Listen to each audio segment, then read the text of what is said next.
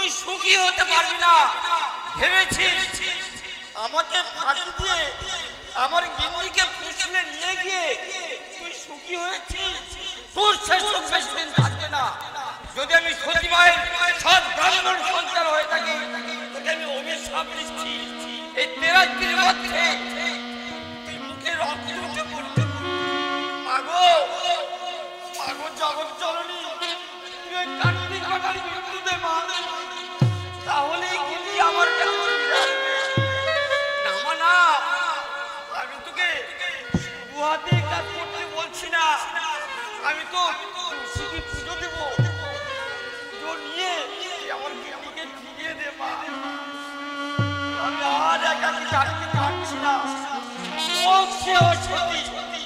তবু আমি তাকে বরণ করে ঘরে তুলবো।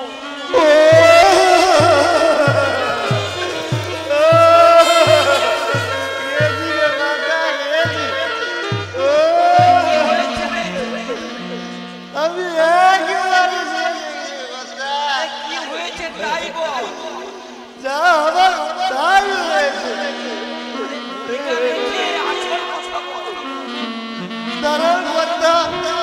আগে একটু দম নিয়ে নি। আরে সোজা দাঁড়ালে হতো ছাড়া। সোজা পারছি না গো কর্তা, যত মারে কোমরেই মেরেছে। মেরেছে? হ্যাঁ গো কর্তা, কিল চোর নয়, ইয়া বড় বড় লাঠির গা। কে মারলে? ওই কুলি পাড়ার ছেলেরা। আমি তো কোন রকমে পৈতৃক পান্ডানে পালিয়ে এসেছি, তোমাকে পেলে ঘর থেকে তোমাকে বের করে নিয়ে শেষ করে দিবে। কেন রে? ওই ভজাপুরীর মেয়ের জন্য আমাকে দিয়ে যে কাপড়টা পাঠিয়েছিলে, আমি সেই কাপড়টা দিয়ে তোমার নাম করেছি। অমনি চুরি ঘর থেকে বেরিয়ে আমার হাতটা ধরে চেঁচিয়ে লোকজন করা করলো। আর ওই সন্ধ্যা মাথা ছেলেগুলো এসে আমার তোমার তোমার পিজের লাঠি তোমার জন্য আমার এই পৈতৃক প্রাণটা যেতে বলছিল কথা। ছেলেগুলো কি করছে? পাড়ায় বসে জটলা করছে। এখনই হয়তো দল বেদল নিয়ে এসে তোমাকে ঘর থেকে তোমাকে মারবে। এখন আমি কি করব? ওরা যে আমাকে মেরে ফেলবে। তুমি বাড়ি থেকে এখন কিছুদিন পালাও করতা। ওই রাস্তা যদি দেখে ফেলে আমাকে যে জ্যান্ত মারতে মারতে ফেলবে। তুমি যা ভাববে তাই করো। তোমাকে আমি কই কই করে বারণ করেছিলাম ওই পাড়ার বৌদিদের দিকে নজর দিও না। আমার ছোট কথায় তুমি কানে নাওনি। এবার ঠেলা সামলা গরিবের কথা বাসি হলো মিষ্টি লাগে। এবারের মতো তুই আমাকে বাঁচাবো, তোর আমি সব কথা শুনবো। আরে তোকে শুনিয়ে বলছি, আমার মরা বাপের মৃত্যু বলছি। তোর অমতে আমি আর কোনো কাজই করবো না। তিনকড়ি বাবু আছেন? তিনকড়ি বাবু? ওই যে ওই ছোড়াটা বোধহয় আসছে। যা বাবা বলছি, সদর দরজাটা একটু লাগিয়ে দে। আর বলবি প্রস্তাব বাড়িতে দেখি। ও আমি পারবো না কথা। আমার বাবা, আমার মা, আমার ছেলে, এই বিপদের দিনে আমায় একটু দেখ বাবা। আমি তোকে ভালো জামা কাপড় দেবো। ঠিক বলছো কথা। ঠিক বাবা, ঠিক ঠিক ঠিক। দেখো বিপদ কেটে গেলে ভুলে যেও না, শেষে আমি নিজের লাঠিতে তোর মাথা ফাটাবো এই বলে দিলে। ভাগমা জগৎ জননী, এবারের মতো তুই অদূরকে বাঁচাবা।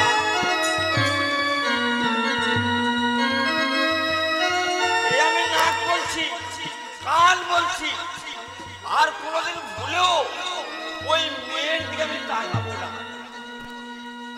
এই যে তিনকড়ি বাবু, আপনি বাড়িতেই আছেন? ছাড়া পেলাম না।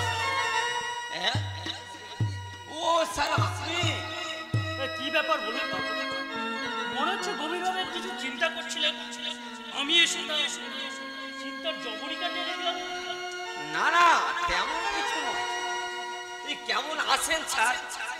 ভালো।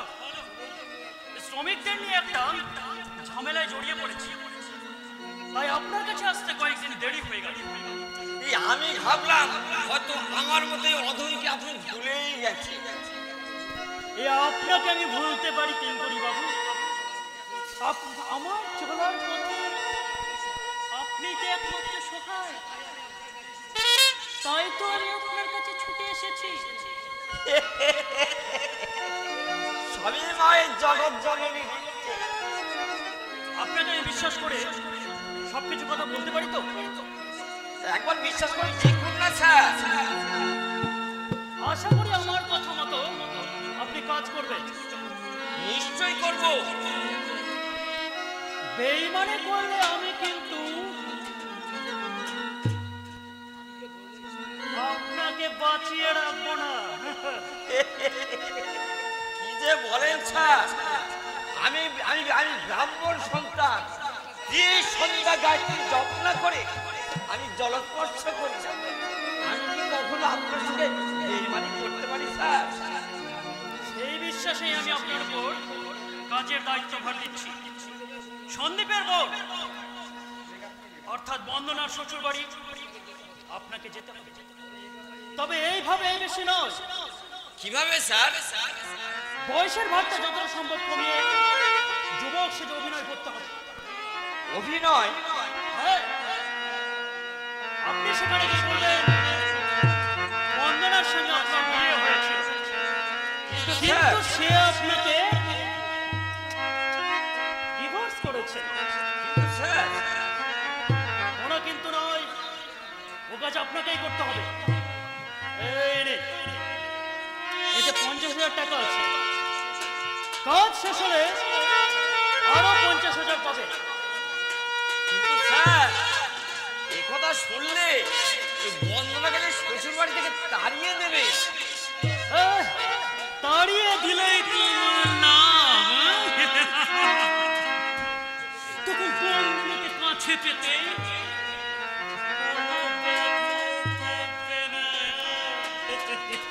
আপনি কি বন্দনাকে ভালোবাসেন স্যার? ভালোবাসা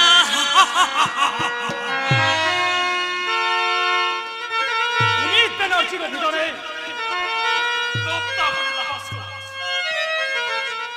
এক পরস্পর দল স্বীকার করতে গিয়ে বন্দনাকে আমি প্রথম দেখি। তার রূপ ও যৌবনে মুগ্ধ হয়ে প্রেম নিবেদন করতে গিয়ে সে অমর গলে চোর মেরেছিল। না না, সে কথা আমি কোনোদিনও ভুলতে পারবো না। তোর রূপ ও যৌবন নিয়ে আমি ছিনিমিনি খেলবো, তারপরে দিন ঝরে যাওয়া ফুলের মতো তার দেহটাকে ছুঁড়ে ফেলে দেব অন্ধকার পচানো।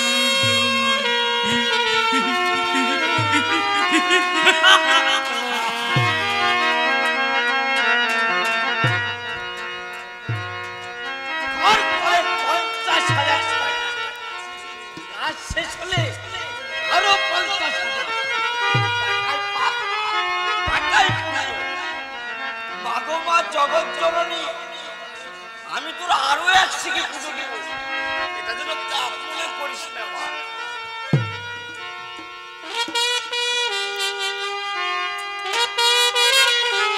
এই আনন্দ মুখর দিনে আমার মতো হয়তো দাদা বৌদিও নীরবে নিঃশব্দে চোখের জল ফেলছে।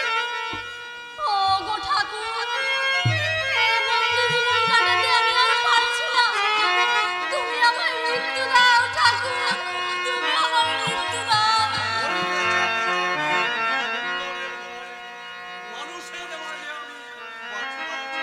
কি ব্যাপার, এত উচ্ছ্বাস?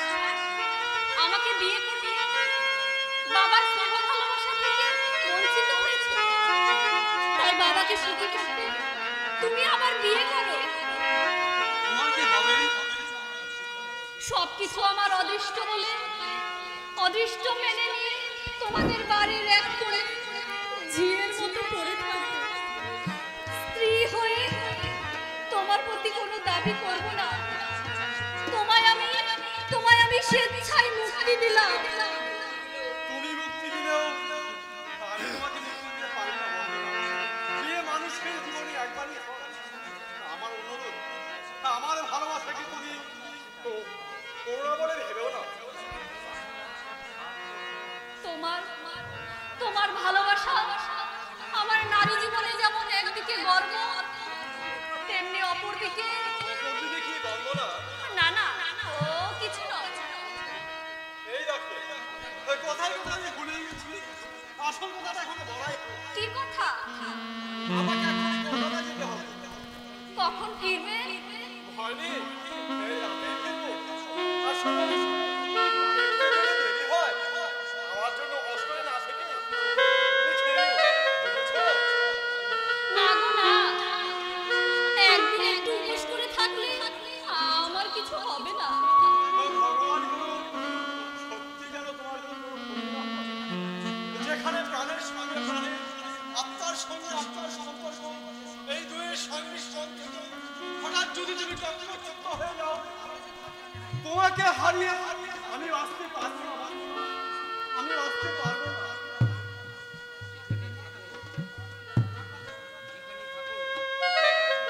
যেখানেই থাক, যত দূরেই থাক, মন সব সময় পড়ে থাকে আমার কাছে, আমাকে ভালোবাসে। অথচ আমি দিনের পর দিন মিথ্যে অভিনয় করে যাচ্ছি। আমার এই অভিশপ্ত জীবন আমি অভিনয় করে কাটাই, তবু বাবার সঙ্গে বিবাদ হোক তা আমি চাই না। তুমি আমাকে না চাইলেও আমি তোমাকে চাই। তাই সেদিন তুমি আমাকে প্রত্যাখ্যান করলেও আজ আমি এক মুহূর্তে তোমাকে বলতে পারি না তোমাকে নিয়ে আমি সুখের স্বপ্ন দেখি। কে আপনি? হ্যাঁ, তোমার ভালোবাসার কাঙাল অমিত ব্যানার্জি। কি চান এখানে? তৃষ্ণার্ত ভ্রমর সুগন্ধি পারিজাতের কাছে যা চায়। আপনার কথা বলা শেষ হলে আপনি এখান থেকে যেতে পারেন। তুমি বিশ্বাস করো, আমি তোমাকে খুব ভালোবাসি। তোমার শ্বশুর মশাই, আই মিন আমার মামা, তোমাকে মোটেও সহ্য করতে পারে না। কি করতে এখানে পড়ে থাকবে? এই তার চেয়ে চলো, তোমাকে নিয়ে আমি অনেক দূরে চলে যাবো, যেখানে মানুষের কোলাহল থাকবে না, যেখানে শুধু থাকবে তুমি আর আমি। তোমাকে নিয়ে আমি সুখের নীড় বাঁধবো, রঙে রঙে তোমার জীবনটা ভরিয়ে তুলব। আপনি ভেবে দেখো, জীবনটা অবহেলার জিনিস নয়, বাঁচতে হবে। জীবনের সমস্ত রস করে ভোগ করতে হবে। এই সমাজের দিকে চেয়ে দেখো, সকল জীবের জন্য ভোগের জন্য শুধু জানা চায় কি করে পুষ্প চয়ন করে মালা গাঁথতে হয়। আর তুমি সেই জীবনটাকে হেলায় নষ্ট করবে। আমি তোমরা ভুলে দেব না। আপনার সহানুভূতির জন্য আপনাকে অশেষ ধন্যবাদ। আপনি এখন এখান থেকে যেতে পারেন। আমার প্রস্তাবে তাহলে তুমি রাজি নও? আপনার প্রস্তাবে রাজি হওয়ার আগে আমার গলায় দড়িতে মোড়া ভালো। কিন্তু আমি তোমাকে ছেড়ে দেব না। খবরদার আমার নাম ধরে রাখবেন না। আমার নাম ধরে রাখার কোনো অধিকার আপনার নেই।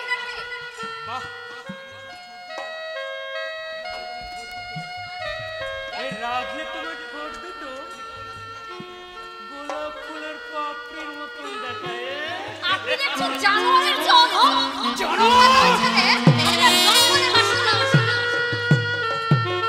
জানোয়ারের বিভৎসর তুমি এখন দেখনি বন্ধু নাও। দূরে সরে রইলে কেন? এসো, কাছে এসো। এখানে শুধু তুমি আর আমি, একটি যুবক আর একটি যুবতী, একটি কৃষ্ণ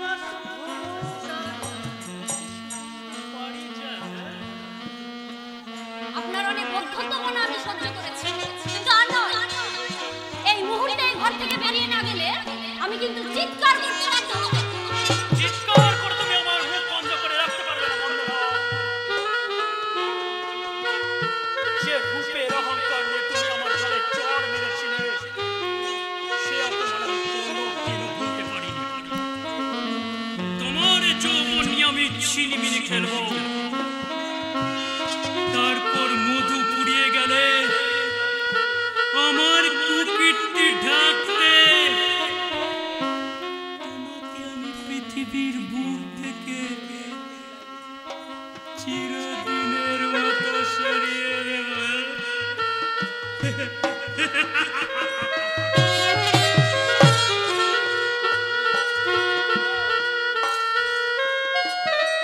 চলি, আবার দেখা হবে।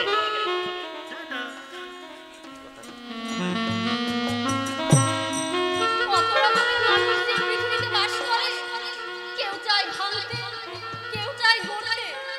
এই ভাঙা গড়ার মূল্য দিতে আমার মতো অভাগী মেয়েদের জীবন অকালে চলে যায়। না না, তোমাকে আমি অকালে এই বৃক্ষ থেকে ঝরে যেতে দেব না। কে আপনি? কতদিন আমার সঙ্গে ঘর করেছো, এই নতুন স্বামী কি আমাকে চিনতে পারছো না?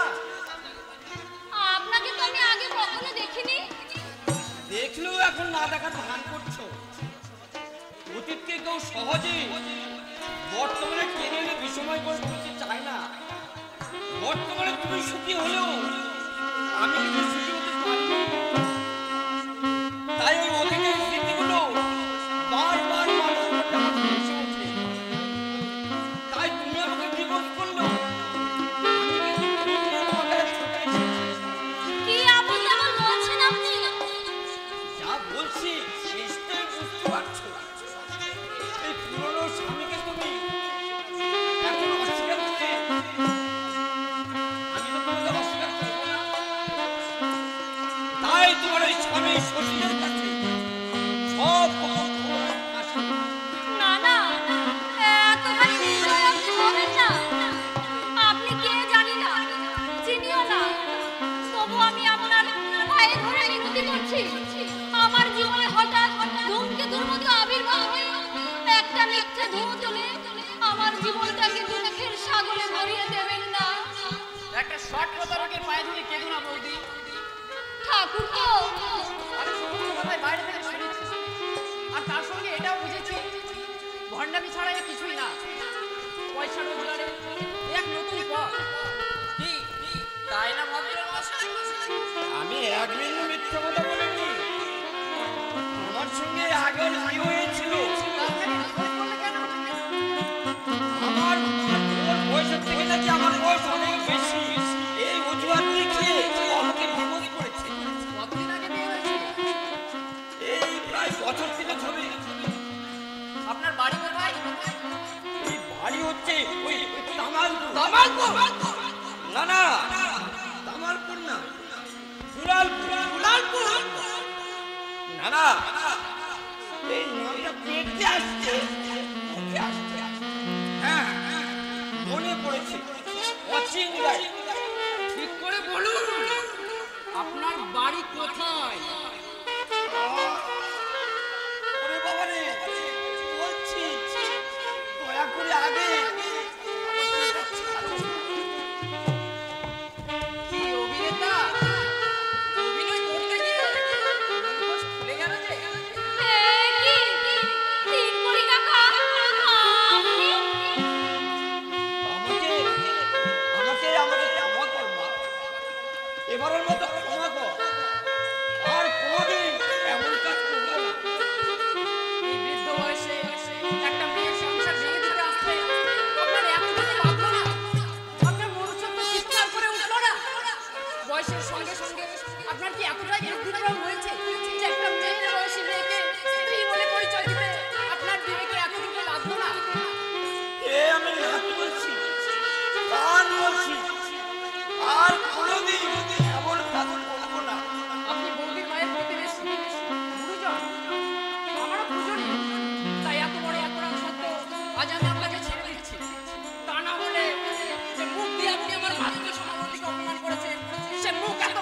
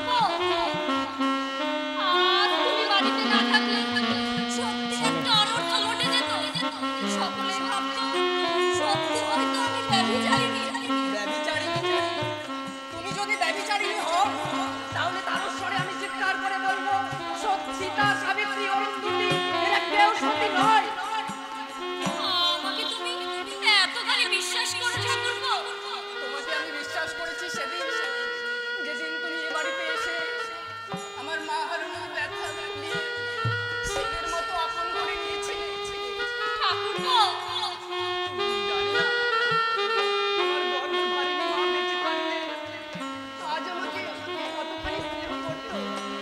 তবে তবে আমার মনে হয় যে স্নেহ ভালোবাসা আমি তোমার কাছে পেয়েছি তা আমি কোনোদিনও ভুলবো না। তাই পৃথিবীর মনের কাছে আমার শুধু একটাই অনুরোধ, তোমরা শ্বশুর বাড়ি গিয়ে আর কিছু না পারো, অন্তত এই মাওয়া ছেলেগুলোকে আপন করে বুকে টেনে নিও। ঠাকুরপো, ভাই, শোনো। তোমার সুরে সুর মিলিয়ে আমিও মনিদের বলে যেতে চাই, স্বামী শ্বশুরের ঘরে হচ্ছে বিবাহিতা নারীদের স্বর্গ। তাই যত দুঃখ কষ্টই আসুক না কেন, তারা যেন কোনো কারণে স্বামীর ঘর পরিত্যাগ না করে সেই স্বর্গ সুখ থেকে বঞ্চিত না হয়।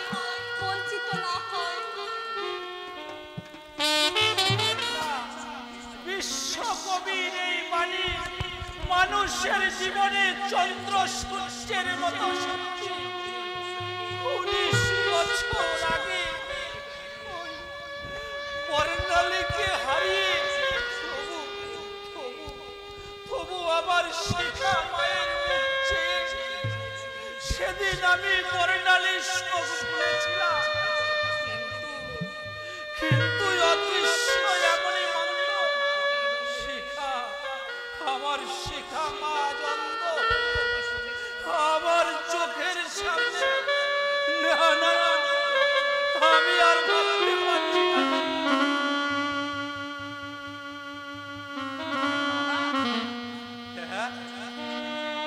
কিছু বলবি মা? গভীরভাবে কিছু চিন্তা করছি না বাবা। না, ও কিছু নয়। তুমি স্বীকার না করলেও আমি জানি আমার চিন্তায় তুমি অস্থির হয়ে উঠেছো। তুই কি করে বুঝলি রে মা? আমার অ্যাক্সিডেন্ট হওয়ার পর থেকে তুমি যেন কিরকম বদলে গেছো বাবা। সময় মতো স্নান খাওয়া দাওয়া করো না, কতবার ডেকে তবে তোমার সাড়া পাই। এমনকি আমার সামনে সামনে দাঁড়িয়ে বেশিক্ষণ কথা বলতে পারো না বাবা। ওকে যে আমি বোঝাতে পারবো না রে মা। এই পিতৃ হৃদয়ে কি ব্যথা সঞ্চিত আছে। তবে অন্ধ হয়ে থাকার চেয়ে মৃত্যু হলে আমার ভালো হতো বাবা। তোমার কাছে আজ আমি এক বিরাট বোঝা হয়ে দাঁড়িয়েছি বাবা। বোঝা হয়ে দাঁড়িয়েছি। ও কথা তুই বলিস রে। তবু তুই আছিস, তোকে দুদণ্ড চোখের সামনে দেখতে পাচ্ছি। তাই আমি এখনো বেঁচে আছি। তা না হলে আমি অনেকদিন আগেই যে শেষ হয়ে যেতাম রে মা। বাবা, সে আজ 20 বছর আগের কথা। ওই তারিখটা আমার এখনো মনে আছে। সেদিন ছিল 21শে বৈশাখ। কাল বৈশাখীর প্রচণ্ড ঝড়ে আকাশে নেমেছিল দুর্যোগের ঘন ঘটা। প্রকৃতি সেদিন নিষ্ঠুর ধ্বংসলীলায় মেতে উঠেছিল। কোনো কিছু বাদ মানছিল না। সব কিছুই অগ্রাহ্য করে তোর মাকে নিয়ে আমি ওই হাসপাতালে গেলাম। দুর্যোগের জন্য সেদিন ডাক্তার বাবু ছিল না। ওই হাসপাতালের আউটডোরে তোকে প্রসব করে তোর মা মারা গেল।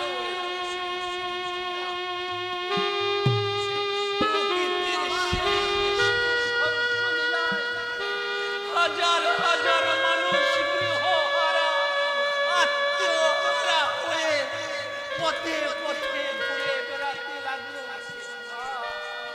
আর সেই সঙ্গে আমি হারালাম আমার স্ত্রী।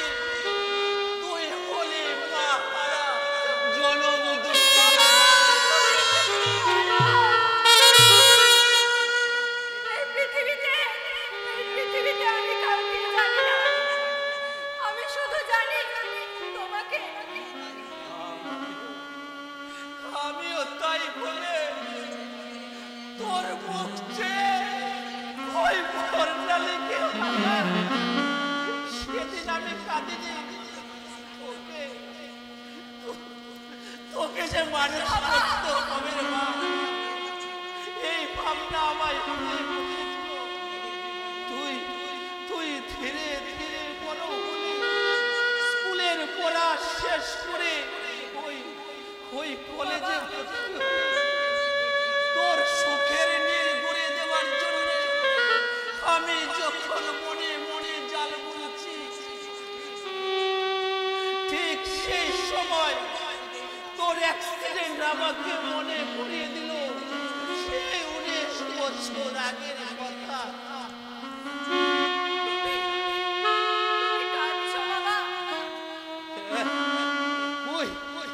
না না, স্মৃতি বড় বেদনাদায়ক রে মা। অতীতের পৃষ্ঠা খুলতে গেলে হৃদয়ের মধ্যে জমে থাকা সঞ্চিত ব্যথা এই চোখের কোণে জল হয়ে নেমে আসতে চায় রে মা, জল হয়ে নেমে। তুমি যদি এইভাবে ভেঙে পড়ো বাবা, আমি কোথায় শান্তি পাবো বাবা? আরে বলা, আমি দুর্বল হইনি। আমার যে এখনো অনেক কাজ বাকি রে মা। তোর সুখের এই দুর্বলতাকে আমার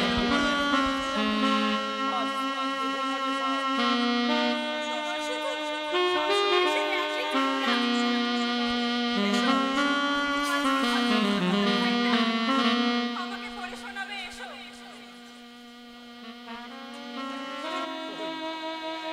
ওই মেয়েটার দিকে আমি চোখ তুলে তাকাতে পর্যন্ত পারি না।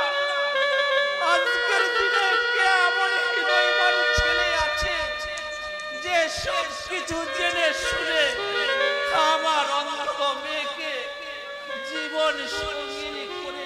কাকা বাবু, প্রদীপ যে, এসো বাবা, এসো। এই কদিন আসনি কেন? চাকরির সন্ধানে কলকাতায় গিয়েছিলাম। বিশেষ সন্ধান হলো না কাকা বাবু, এখন তুমি কি করবে ঠিক করেছো প্রদীপ? দিশে হারা পথিকের মতো পথ খুঁজে বেড়াচ্ছি, কিন্তু পথের সন্ধান পাচ্ছি না। এদিকে সংসারে বিরাট অভাব, শুধু তাই নয়, 50,000 টাকা বর্তনের জন্য বন্দনা শ্বশুর বাড়িতে লাঞ্ছনা ভোগ করছি।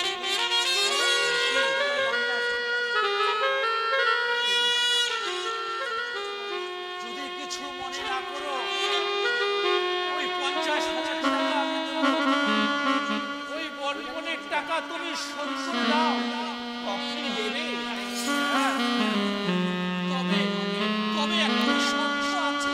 বলুন কি শর্ত? আমার সেটা আমি তোমার হাতে তুলে দিতে চাই বাবা। বলো, আমার এই অনুরোধটুকুনি তুমি রাখবে? অনুরোধ বলছেন কাকা বাবু। আপনার কাছে বলতে আজ আমার কোনো লজ্জা নেই। শিখাকে আমি ভালোবাসি। প্রদীপ, সেই ভালোবাসাকে সার্থক করতে শিখাকে যে আপনি স্বেচ্ছায় আমার হাতে তুলে দেবেন, তা আমি ভাবতে পারিনি। আমাকে তুমি বাঁচালে বাবা। একটা বিরাট দুশ্চিন্তা আমার মাথা। তবে তবে কিছুদিন আপনাকে অপেক্ষা করতে হবে। যতদিন না একটা রোজগারের পথ খুঁজে পাই। তোমার জন্য আমি নিশ্চয়ই অপেক্ষা করব বাবা। আজ যখন তোমার অন্তরে কথায় আমি জানতে পেরেছি, তখন শিখামাকে আমি তোমার হাতে তুলে দেব। তাতে আমার শিখা মাও সুখী হবে। আচ্ছা, আমি তাহলে আজ আসি। আমাকে একটু বাজারে যেতে হবে। ঠিক আছে, কাল সকালে এসে ওই টাকাটা নিয়ে যেও। তাই হবে। যে দায়িত্ব আজ আপনি আমায় অর্পণ করলেন, যত তাড়াতাড়ি পারি আপনার দায়িত্ব পালন করে আপনাকে কন্যা রায় যদি অব্যাহত করি, বর্তমান যুব সম্প্রদায়কে দেখিয়ে দিতে যাব সমাজের অঙ্গ খণ্ড মেয়েরা কোনো অংশ পাল্টিও নয়। পৃথিবীর সমস্ত মানুষ এখনো আসল হয়ে যায়নি, তাই দাঁড়িয়ে হতো। তবে শিখা মায়ের প্রতি প্রদীপের ভালোবাসায় নেমে আসতো জবানিকা।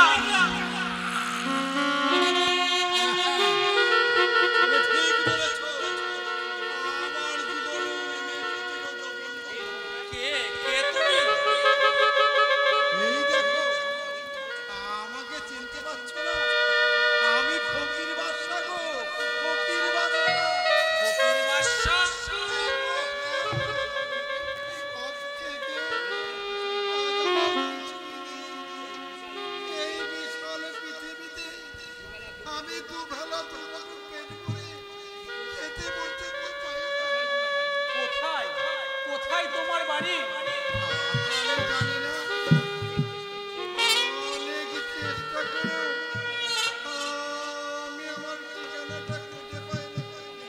তবে হ্যাঁ, আমার সুযোগের সাথে আছে, সবসময় আমার দাঁড়াও, দেখাচ্ছি।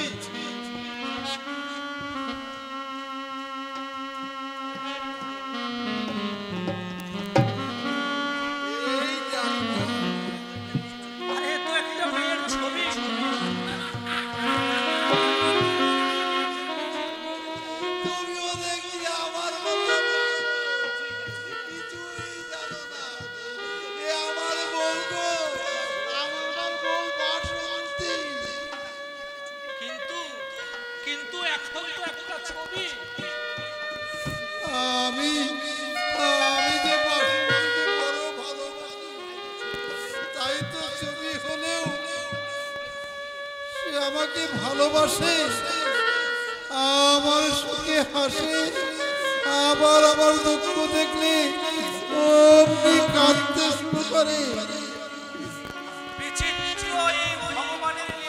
ভগবান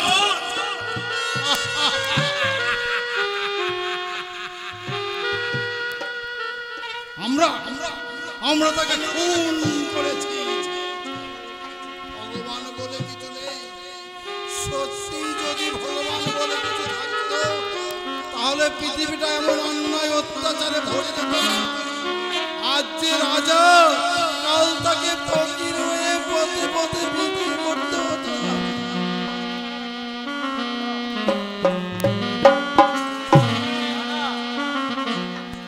আমি তোমার সঙ্গে একমত হতে পারলাম না ভাই। যদি তোমার কোনো অভিযোগ থেকে থাকে, আমার মনে হয় সেটা মানুষের বিরুদ্ধে, ওই ভগবানের বিরুদ্ধে নয়। তুমি ঠিক বলেছ। মানুষই তো বড় বিশ্বাসঘাতক। তাদের বিশ্বাসঘাতকতায় পৃথিবীতে আজ পাপের রাজত্ব চলছে। তা না হলে যারা আমার সর্বস্ব কেড়ে নিয়ে আমাকে পাগল সাজালো, তাদের দুয়ারে গিয়ে দেখো ভাত পাই না। চলো ভাই, আজ তুমি আমার এখানে খাবে। তুমি আমাকে খেতে দেবে? হ্যাঁ, আমি খাবো। অনেক জানো, আমি না অনেক বাড়িতে গিয়েছি, কেউ আমাকে খেতে দেয়নি। পাগল বলে দূর দূর করে দাঁড়িয়ে দিয়েছে। তুমি আমাকে খেতে বলছো? অনেক দিন পর তোমার বাড়ি আসবে, খাবো।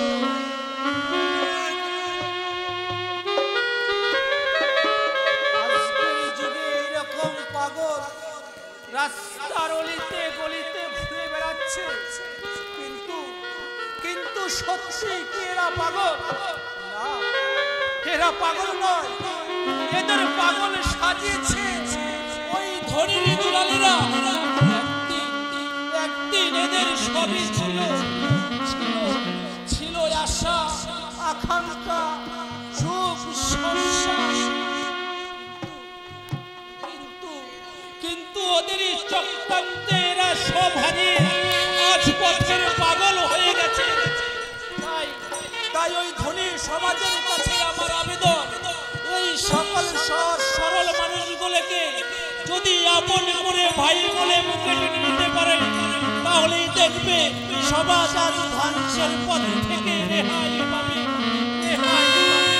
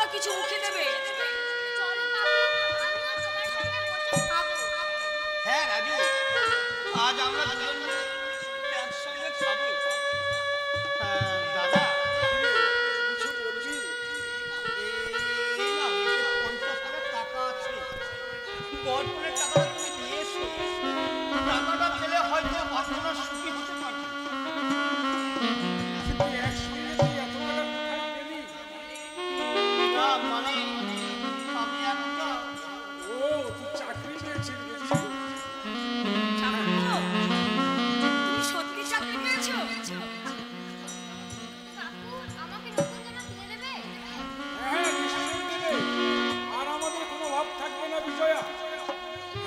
সব অভাব দূর হয়ে যাবে। আমি জানতাম প্রদীপ নিশ্চয় একদিন চাকরি পাবে। হ্যাঁ রে, চাকরিটা কিসে? চাকরির আগেই তখন এত টাকা দিয়েছে, তখন নিশ্চয় খুব ভালো চাকরি। না দাদা, চাকরি আমি পাইনি।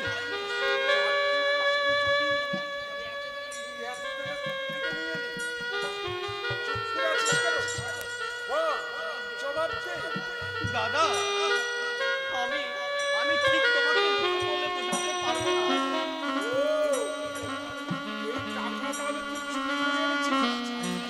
আমার ভাই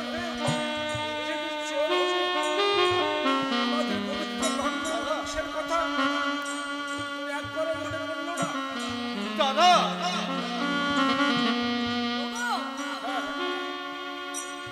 তুমি কাকে কি বলছো? কি বলছি জয়া, দুঃখ আছে তাই বলে আমাদের বংশের মাস উচ্চতর কথা তুমি একবারও ভেবে দেখলি না? আমাদের বাপ ঠাকুরদা যে হাতে দেবতার পুজো করে গেছেন, যাদের রক্ত আমাদের শিরায় এখনো প্রবাহিত, তুই কিনা সেই আত্ম চুরি করলি। দাদা, তুমি আমাকে বিশ্বাস করো।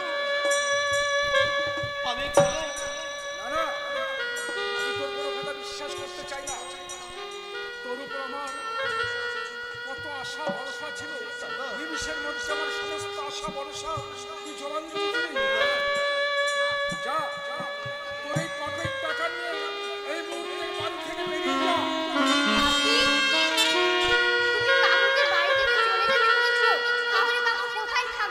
সেটা দেখার বিষয় আমার নয়। একটা চোর গুন্ডার আশ্রয় এ বাড়িতে হবে না। কথা শোনো, শান্ত হও। শান্ত হতে পারছি না বিজয়া, অশান্ত ঢেউ আমার মনে প্রমাণ করছে। তুই না শিক্ষিত, তুই না বিয়ে পাস,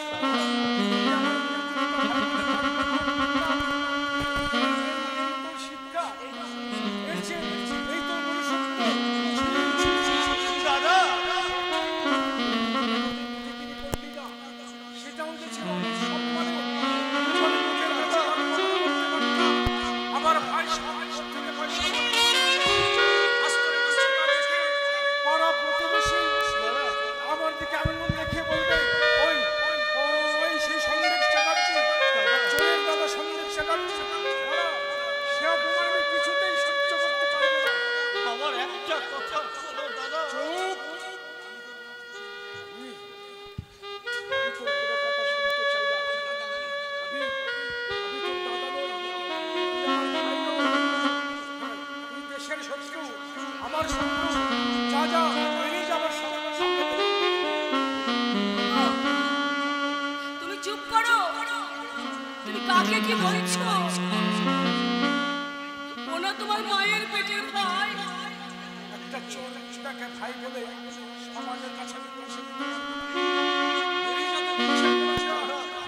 আর যদি না যাস, তুই আমার মরা মুখ দেখবি।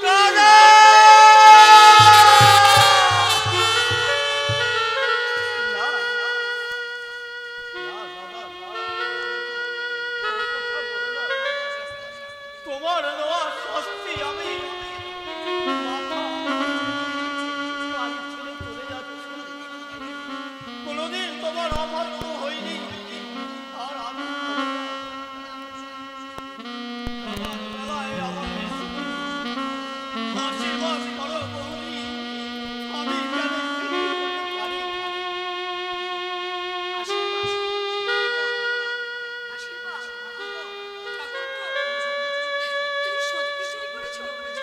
তুমি বিশ্বাস করো বৌদি, এই টাকা আমি চুরি করে আনি না। দাদার আদর্শে আমি মানুষ হয়েছি, তাই আমি কোনোদিন বসবাস করতে পারি না। নারী রাজু এই পৃথিবীতে কারো উপর আমার কোনো অভিমান নেই। তবু দাদা যখন একটা শান্ত ধারণা মনের মধ্যে প্রত্যয় দিয়ে আমাকে শাস্তি দিয়েছে, দাদার দেওয়া সেই শাস্তি দিয়ে আমি বাড়ি ছেড়ে চলে যাচ্ছি। আমাকে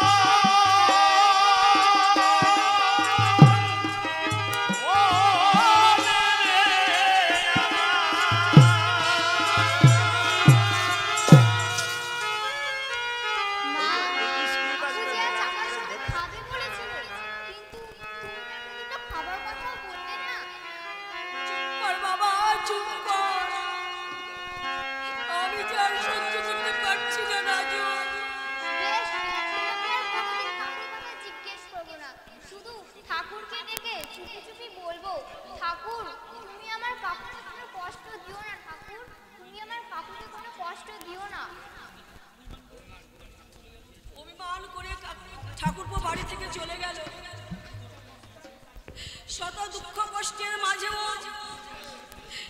একটা আনন্দের দ্বীপ তুমি জ্বালিয়ে দিয়েছিলে ভগবান।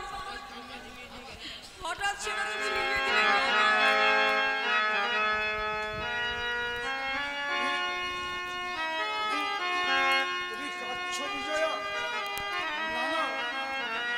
একটা চোরের জন্য চোখের জল ফেলো না। আজ থেকে জানবে প্রদীপ আমাদের কেউ নয়। সত্যি ঠাকুরপো চুরি করেছে? চুরি না করলে সে এত টাকা কোথায় পেলো বলো দেখি? কত দুঃখ কষ্ট করে যাকে আমি মানুষ করলাম, যার উপর আমার এত আস্থা ভরসা, সেই শিক্ষিত ভাই আজ আমার চোর। এই লজ্জা আমি কোথায় থাকবো?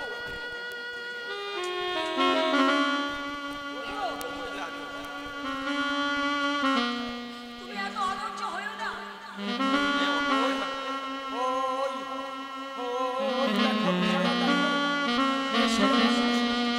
আমার কাছে অভিযোগ জানতে আসছে, ওরা বলছে প্রদীপ তাদের টাকা চুরি করেছে। কোথায় গেল প্রদীপ?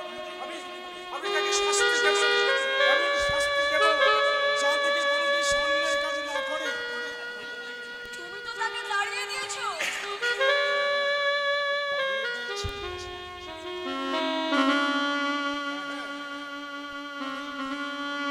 আমি তাকে তাড়িয়ে দিয়েছি। আচ্ছা, বলো তো, এতক্ষণ সে কত দূরে গেছে? সকাল থেকে কিচ্ছু খাইনি। তুমি তো খেতে বললে না। আমার নাম লতার ঠিক নেই। তুমি তো তার বৌদি, তাকে বুকে বসিয়ে মানুষ করেছো। চুপ করো, তুমি চুপ করো। আমি যার সহ্য করতে পারছি না।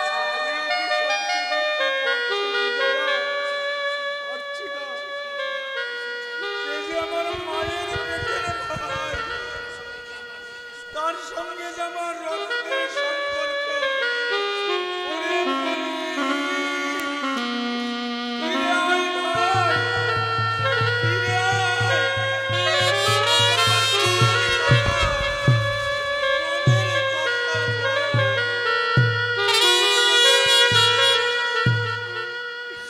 আমি বিচারক, আমি তীর বিচার ক্ষমা পাবে না, ক্ষমা পাবে না। কোথায় যাচ্ছ তুমি?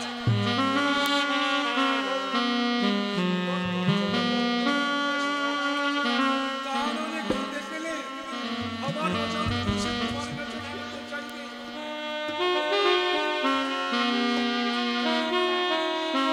তার সঙ্গে কথা বলবে না, তার সঙ্গে কথা বলবে না। আর তার সঙ্গে আমাদের কোনো সম্পর্ক নেই, কোনো সম্পর্ক নেই। যে পুরনো লেখা মুছে ফেলে আবার নতুন লেখা শুরু করব। জীবন হচ্ছে শিলাস্তম্ভ, যার লেখা কোনোদিন মুছে না। হাজার হাজার বছর মাটির নিচে চাপা পড়ে থাকলেও নয়। আরে তো সেদিনের কথা ভুলবো বললেই কি ভোলা যায়? না না না না, সর্বেশ্বর কিছুতেই বলা যায় না। আমি অনেক চেষ্টা করেছি, কিন্তু এক মুহূর্তের জন্য আমি তাকে ভুলতে পারিনি। তাকে? আমার স্ত্রীকে। অমর সুন্দরী স্ত্রী এই তল্লাটার কারণ ছিল না। কর্তাবাবু ঠাকুরকে কত মানত করেছে, কিন্তু গিন্নিমা আর ফিরে এলো না।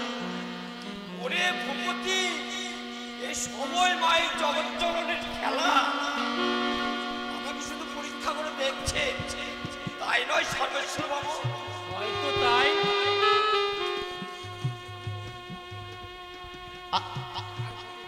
আর কতদিন তোমাকে এভাবে পরীক্ষা করবে? 2 মাস, 4 মাস, 6 মাস, আবার হয়তো 1 বছরও হতে পারে। মাগো মা, এই দয়া থেকে অদলকে যেন বঞ্চিত করিস না। ঠাকুর তোমার উপর কোনোদিন দয়া করবে না কর্তা।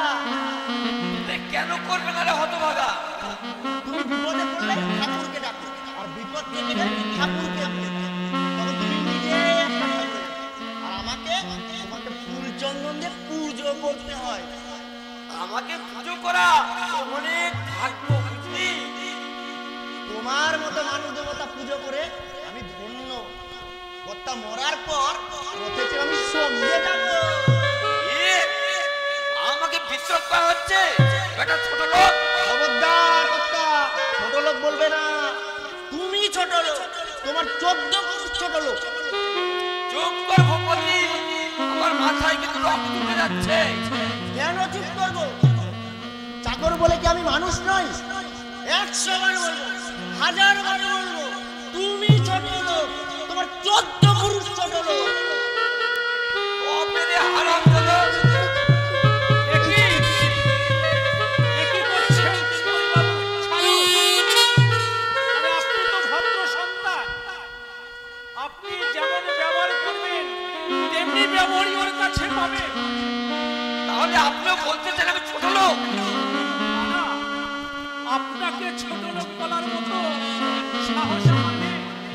তবে বলেছিলাম যে এই চাকরদের প্রতি একটু ভালো ব্যবহার করলে দেখবেন ওরাই আপনাকে সম্মান প্রদর্শন করবে। আপনার আদেশ দেবতার আদেশ বলে অক্ষরে অক্ষরে পালন করবে। আপনি ঠিক কথা বলেছেন প্রফেসর বাবু। আপনি ঠিক কথাই বলছেন প্রফেসর বাবু। বেটা গোমুখ কোথাকার। না গো কর্তা না, আমি আর গৌমুখ থাকবো না। ওই আমি নাইট স্কুলে এখন থেকে পড়ছি। তবে আর কি, লেখাপড়া শিখে প্রধানমন্ত্রী হয়ে দেশ শাসন করো। প্রধানমন্ত্রী না হলেও এদের ভোটেই কিন্তু দেশের প্রধানমন্ত্রী নির্বাচিত হয়। অন্ধ মোহ ত্যাগ করে মানুষকে ভালোবাসতে শিখুন করি বাবু, দেখবেন তাতে কতই আনন্দ আছে। অমন আনন্দের আমার দরকার নেই। হ্যাঁ শোনো, যে কথা আমি আপনাকে বলতে এসেছি। বলুন, কি কথা বলতে চান? আমার জমিতে যে দাতব্যখানা আপনারা করবার চেষ্টা করছেন সেটা আমি করতে দেবো না। কেন দেবেন না? ও জমি আমার, দোস্তুর মতো আমি টাকা দিয়ে কিনেছি। ও যদি আপনি ওই সুরেশ চৌধুরীকে ঠকিয়ে দিয়েছে। মিথ্যে কথা। সত্যি, নিজের বিবেককে একবার প্রশ্ন করুন, উত্তর খুঁজে পাবে। দেশের কাছে ছেড়েও যান না কর্তা। তোর বাবার জমি নিয়ে হারামজাদা। আমার বাবার জমির দাম কমেই ছেড়ে দিচ্ছে। দেখেন সর্বেশ্বর বাবু, বিনয় নামের মেয়েকে সভ্যতা, শহরের মেয়েকে সভ্যতায় উচ্ছন্ন লেগেছে। আপনি তো আদর্শবান শিক্ষক। ওই ছোট লোকগুলোর সঙ্গে মিশে কেন যে নিজেকে ছোট করতে চাইছে এটা আমি কিছুতেই বুঝতে পারছি না। মহৎ প্রাণ আর সরল দৃষ্টি নিয়ে দেখলেই বুঝতে পারবে এ কাজ ছোট নয়। মনের সমস্ত দ্বিধা কাটিয়ে আপনি আমাদের সঙ্গে এগিয়ে আসুন। সকলের সমবেত চেষ্টায় আমরা এক নতুন সমাজ গড়ে তুলি। আমি তো না আপনার মতো পাগল হইনি। এ আপনার বুড়ো বয়সে হিমরতি। পারবেন না প্রফেসর বাবু। যে জেগে ঘুমায় তাকে 1000 ডাকলেও সে সাড়া দিবে না। আজ আপনার শেষ কথা আমি বলে যাচ্ছি। আমার জমিতে দাতব্যখানা আমি করতে দেব না। প্রয়োজন হলে থানায় যাব, আপনাদের অ্যারেস্ট করা। দেখবেন অ্যারেস্ট করাতে গিয়ে আবার আপনি নিজেই যেন অ্যারেস্ট হবেন না। ঠিক আছে, সে দেখা যাবে। চলাই বুঝি। প্রফেসর বাবু, কিছু বলবে? সুরেশ চৌধুরীকে ঠকিয়ে কর্তা বাবু কিভাবে জমি নিয়েছে আমি সব জানি। বলেন তো আমি ওই থানায় গিয়ে সাক্ষী দেব? তার জন্য যদি তোমার ওই চাকরি খোয়াতে হয়, আমি হাসতে হাসতে সে চাকরি ছেড়ে দিব। তবু তবু এই গ্রামে দাতব্যখানা হবে, বিনা চিকিৎসায় কেউ মরবে না, এ কথা ভাবতে আমার আনন্দ লাগছে।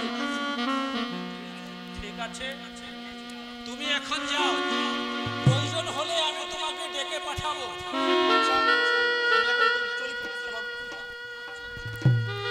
আশ্চর্য, একটাই অশিক্ষিত চাকরের মধ্যে যে দেশপ্রেম আছে, অথচ ওই তিনকড়ি বাবুর মধ্যে তার বিন্দু মাত্র নেই।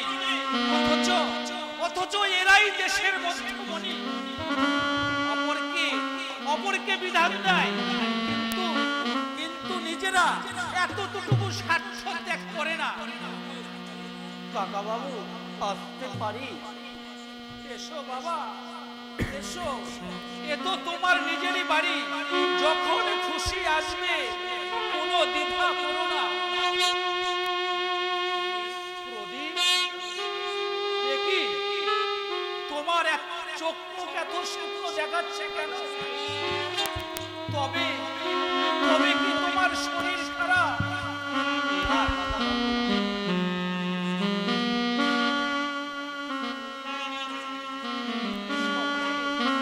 এই তো সকালে ছিল তোমার মুখে প্রশান্ত হাসি, কিন্তু এর মধ্যে সে হাসি বিলীন হয়ে গেল। তবে কি তোমার মনের উপর দিয়ে কোনো ঝড় বয়ে গেছে? এই টাকাগুলো রাখো কাকা বাবু। তুমি আমাকে টাকা ফিরিয়ে দিচ্ছ প্রদীপ? আমার শিখামা অন্ধ বলে তুমি তাকে প্রত্যাখ্যান করছো? না কাকা বাবু, শিখাকে আমি কোনোদিন প্রত্যাখ্যান করতে পারবো না। তাহলে কি তোমার দাদা এ বিয়েতে অমত আছে? না, তাছাড়া বিয়ের ব্যাপারে দাদাকে আমি কিছু বলিনি। তবে টাকা তুমি টাকার এখন প্রয়োজন নেই। সে কি, এই যে বললে অনেক টাকা দেবে, অথচ না, কি হয়েছে প্রদীপ? আমাকে সমস্ত খুলে বলো। সে কথা আপনাকে মুখে বলে বোঝাতে পারবো না। জীবন যুদ্ধে অজানি ক্ষত বিক্ষত, মরুভূমির তীব্র শূন্যতা বুকে নিয়ে ছুটে চলেছি জলের সন্ধানে। যদি কোনোদিন তার সন্ধান পাই, আপনাকে কথা দিচ্ছি কাকা বাবু, সেদিন আপনি যদি আমার উপর বিশ্বাস রাখেন। বিশ্বাস? হ্যাঁ, সে বিশ্বাস তোমার উপর আমার আছে প্রদীপ। আমি জানি তোমার চরিত্রের মধ্যে দৃঢ়তা আছে। জীবন যুদ্ধে তুমি একদিন নিশ্চয়ই জয়ী হবে। বাবা, ওখানে তোমাকে ডাকছেন। ও আচ্ছা, প্রদীপ, তুমি শিখার সঙ্গে কথা বলো, আমি এখনই আসছি। কখন এসেছো প্রদীপদা? একটু আগে। জানো প্রদীপদা, তোমাকে একবার দেখতে আমার বড় ইচ্ছে হয়। তোমার সেই দুষ্টুমি ভরা হাসি, পাগল করা চোখের চাউনি, যা একদিন আমার মনে রঙিন স্বপ্নের জাল বুনেছিল। কিন্তু না, আমার সেই স্বপ্ন আর কোনোদিনও পূর্ণ হবে না। দুঃখ করো না শিখা, শুধু এইটুকু যেন আমি তোমার ছিলাম, তোমারই আছি, জন্ম জন্মান্তরে তোমারই থাকবো। তবে একটা কথা শিখা, আমি এখান থেকে চলে যাচ্ছি। সে কি?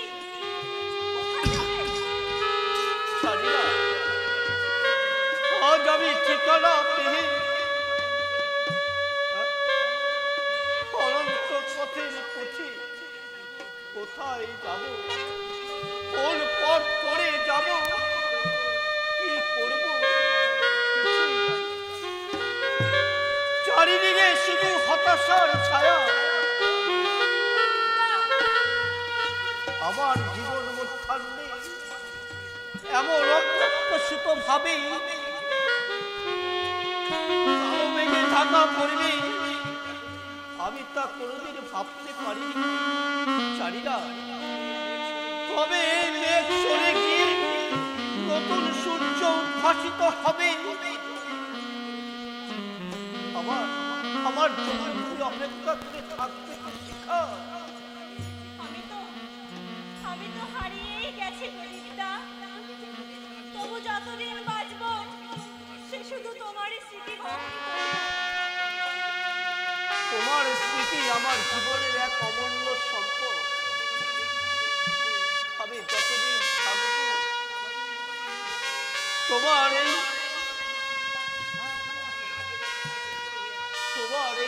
স্মৃতি আমার জীবন আকাশে উজ্জ্বল হয়ে থাকবে। এই পৃথিবীর পঞ্চভূতের মাটিতে একদিন আমি ঋষির কাছে আমার সমস্ত খেলা একদিন স্তব্ধ হয়ে যাবে। সবার কাছ থেকে আমি চিরতরে হারিয়ে যাব। কিন্তু তুমি আমার কোনোদিন হারাবে না সীতা।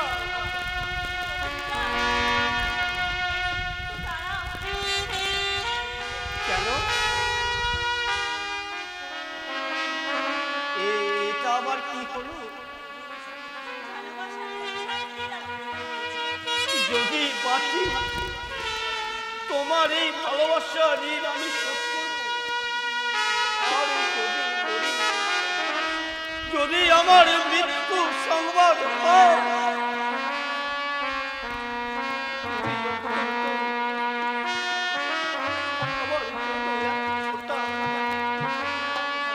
চোখের জল খেলো চোখের জল খেলো